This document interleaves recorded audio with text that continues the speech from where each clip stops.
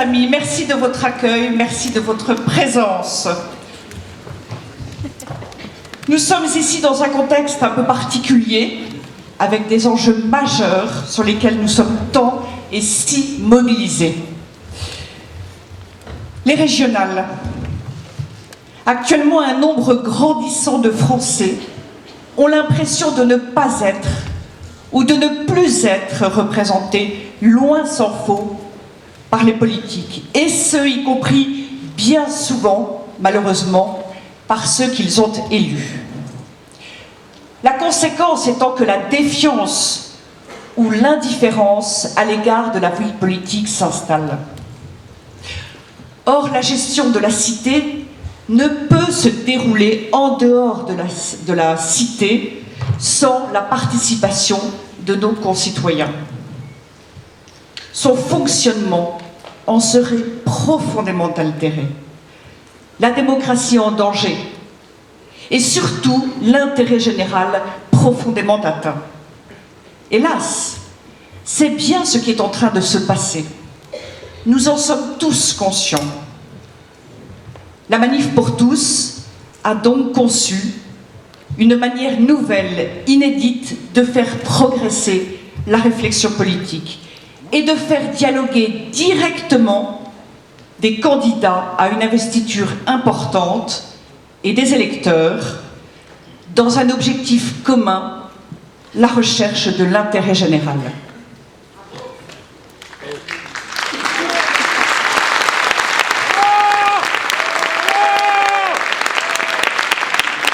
Notre rencontre de ce soir réunit des candidats tête de liste de la région Île-de-France de divers partis politiques.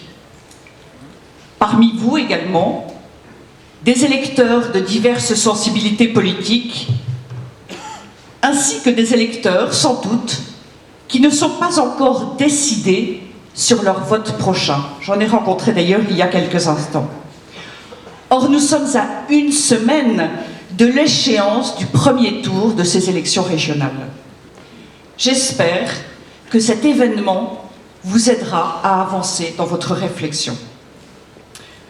Notre sujet de ce soir, c'est le cœur de la vie de toute société, la famille.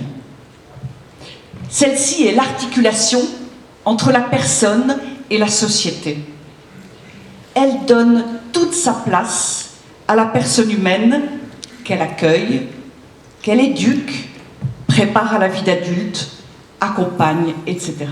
Elle est véritablement la cellule de base de la société, la matrice de la société. Et d'ailleurs, la nation est une famille de familles.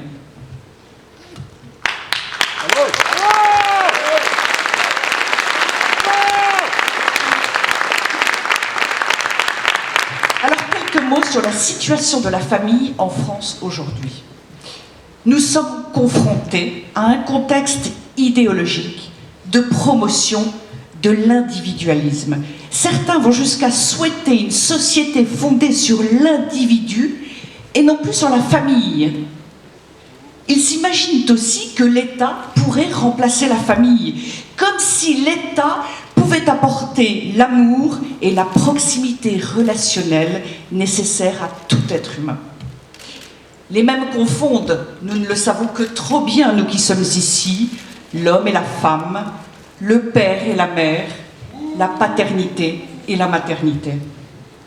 Les mêmes encore sont en complète contradiction avec eux-mêmes, alors qu'ils n'ont que les mots de progrès et d'égalité à la bouche. Ils sont favorables à l'idée de faire sciemment des orphelins de père ou de mère, ou encore à celle d'instrumentaliser des femmes en prônant la gestation pour autrui. À l'évidence, ce ne sont pas là des progrès, mais des régressions. À l'évidence, ils ont créé de nouvelles inégalités.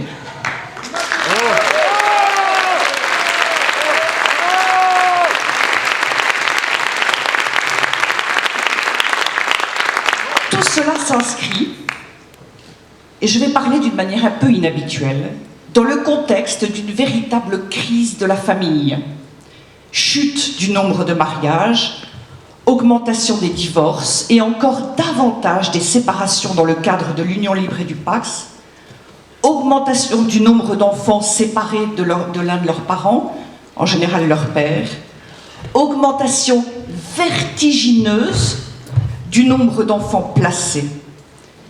Il ne s'agit en aucune manière de juger qui que ce soit, bien entendu, mais de faire un constat d'ensemble et de se rendre compte de l'augmentation exponentielle, évidemment, des coûts humains, sociaux et économiques résultant de ces difficultés, pour ne pas dire de ces drames. J'ajoute que depuis quelques mois, l'INSEE constate aussi une baisse de la natalité, alors même que la France n'était pas du tout au seuil de renouvellement des générations. Mais qui s'en étonnera après toutes les mesures prises à l'encontre de la famille par les gouvernements successifs de M. Hollande, qui, à l'évidence, n'aime pas la famille.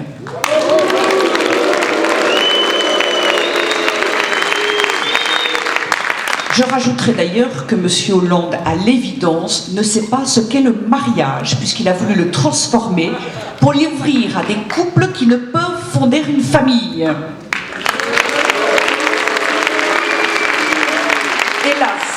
Hélas, personne ou presque n'ose faire le constat de cette crise de la famille. Au contraire, certains ministres actuels s'en réjouissent. Ils confondent cette évolution avec une prétendue modernité. En conséquence, personne, évidemment, ne cherche les moyens de remédier et encore moins de prévenir les difficultés que j'évoquais, les difficultés immenses vécues par les familles. Or, le mieux, comme toujours, est d'agir le plus en amont possible, et les pistes envisageables sont multiples pour prévenir ces difficultés. Nous avons donc, nous, citoyens français, nous, électeurs, un devoir de vigilance et d'interpellation, et notamment de celles et ceux qui vont demain présider notre région. Ils doivent prendre en compte la famille et l'enfant dans toutes leurs décisions et actions.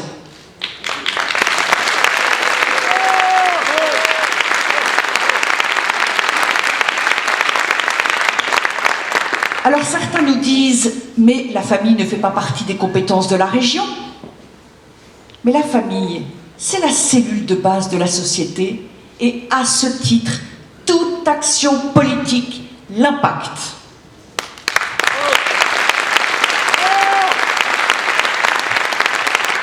Il est temps de passer maintenant la parole aux candidats que je remercie très chaleureusement d'avoir accepté notre invitation. Monsieur Valérand de Saint-Just,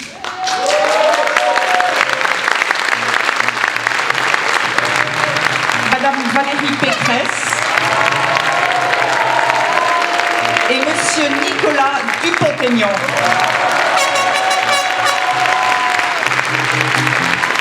Et je passe la parole à Albéric Dumont, vice-président de la Manif pour tous. Je vous souhaite une très bonne après-midi.